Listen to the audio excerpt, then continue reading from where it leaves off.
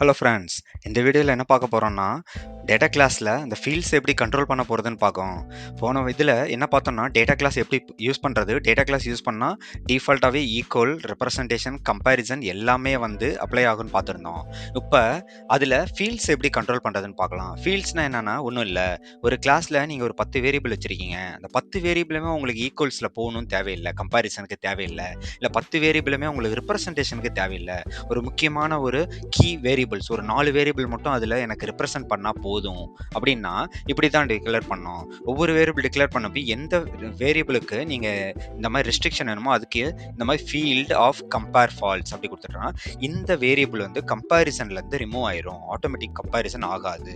அதே மாதிரி represent falls கொடுத்துட்டோம் அப்படின்னா இந்த வேரியபிள் ரிப்ரசன்ட் ஆகாது. நீங்கள் இந்த ஆப்ஜெக்டை பிரிண்ட் பண்ணீங்கன்னா இந்த இமெயிலுங்கிற வேல்யூ வந்து பிரிண்டே ஆகாது, ரெப்ரசன்ட் ஆகாது. இப்போ இந்த மாதிரி நீங்கள் என்ன ரெஸ்ட்ரிக்ஷன் வேணுமோ இந்த மாதிரி கொடுத்துக்கலாம். இப்போ பார்த்தீங்க அப்படின்னா இங்கே பாருங்கள், இந்த மாதிரி ரெஸ்ட்ரிக்ஷன் ஃபீல்டு கொடுத்துருக்காங்க. இப்போ யூசர் 1 யூசர் 2 கிரியேட் பண்ணியிருக்காங்க, நேம் இமெயில் அட்ரஸ் எல்லாம் கொடுத்துருக்காங்க. இங்கே பாருங்கள் பிரிண்ட்டில் யூசர் 1 யூசர் 1 பிரிண்ட் பண்ணுறப்ப இங்கே பாருங்கள் ஐடி வந்திருக்கு, நேம் வந்திருக்கு, இமெயில் வந்து வரல. பார்த்தீங்களா, இமெயில் வந்து பிரிண்ட் ஆகலை.